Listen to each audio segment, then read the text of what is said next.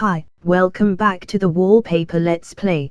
This is a bit of a weird one because I'm actually going to be busy tomorrow, so I guess this doubles for episode 4 and for episode 5. So, this episode will have to make up for tomorrow's episode not existing.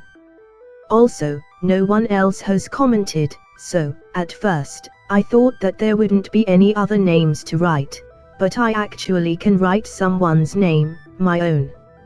So, I think I'll do a 5-part series of each of the older and legacy versions of Minecraft, like I've done with Indev.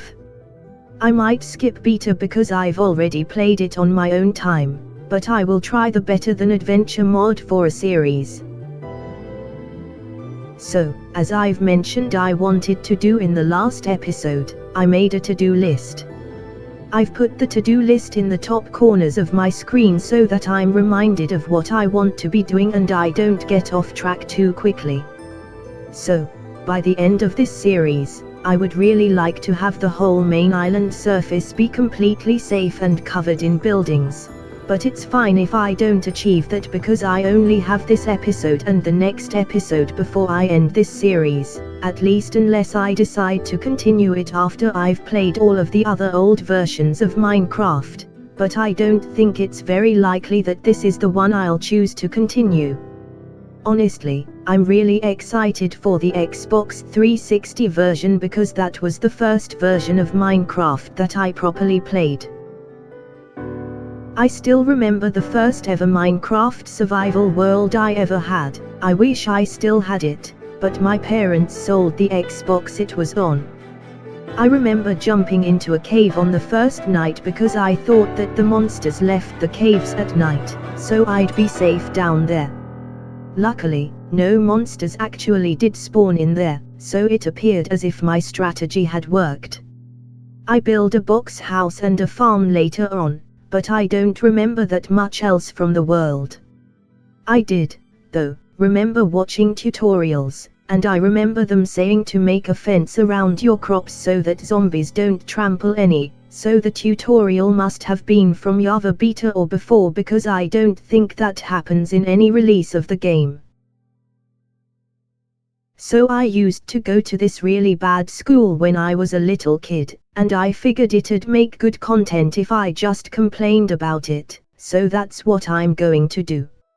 So, one time, a teacher was speaking to our friend group and then randomly got really upset with one of my friends, and that friend got sent to basically detention.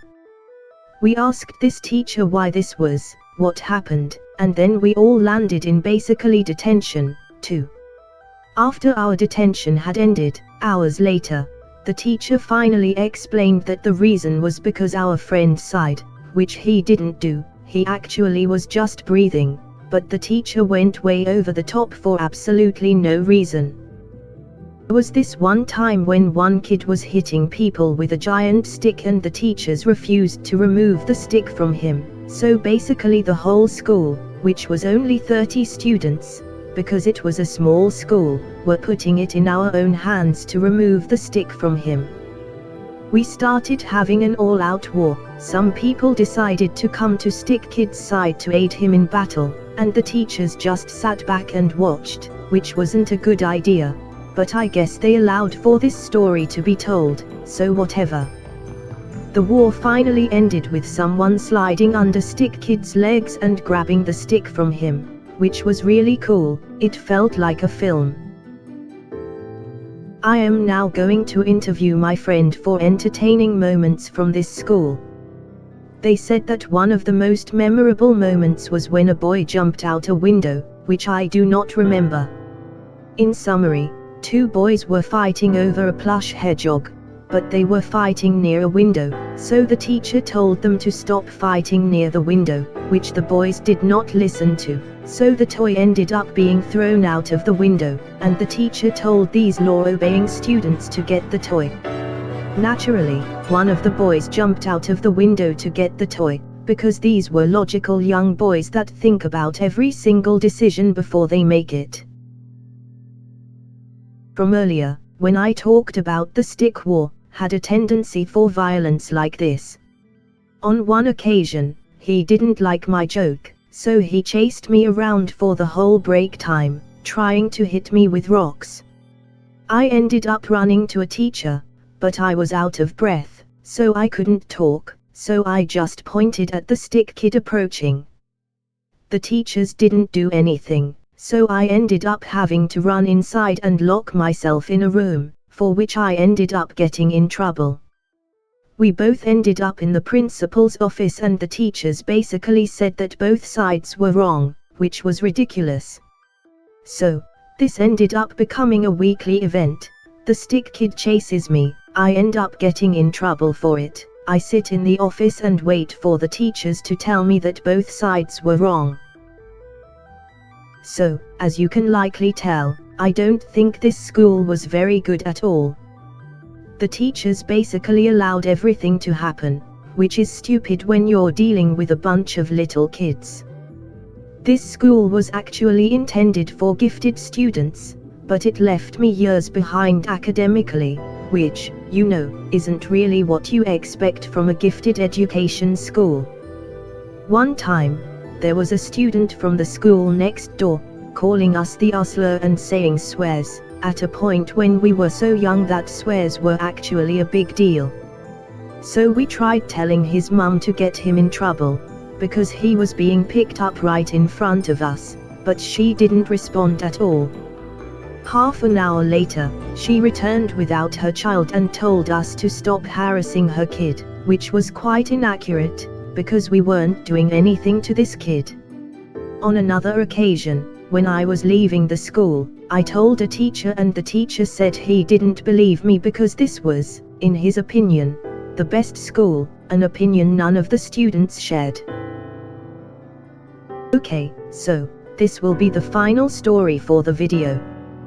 There was this one time, when I was sitting in a class, when a teacher randomly pulled me out of class and told me to sit out until I apologized to a teacher. I asked them what I should apologize to the teacher for and they said that I knew what I had done, which I did not. So, half an hour passes. The same teacher comes back and asks me if I were ready to apologize and rejoin the class, and I said no because I didn't know what I was supposed to apologize for. Apparently, I had done something called parroting to a teacher, but I didn't know what parroting meant at the time. So I asked them what it was and they basically just repeated, "You know what you did," then left again. So, this time, I decided to run away to the computer room and hide under a table. The teacher from earlier eventually ended up finding me, but she acted like she didn't see me, so she sent out the scary teacher, the teacher that everybody hated, which, to me, proves they know this and were using this to their advantage to scare students. This mean teacher came and yelled insults at me until I was crying. Then they brought out the teacher that I, personally, hated the most. This teacher told me that I wasn't in trouble, even though I clearly was, and called me dumb for thinking I was in trouble, then told me that I could return to class. I did not return to class. I snuck out and waited in the parking lot for my parents to arrive, at which point, the teacher that called me dumb returned and told my parents how bad I was, whilst I was crying, and had done nothing. So, yeah, this was a pretty bad school.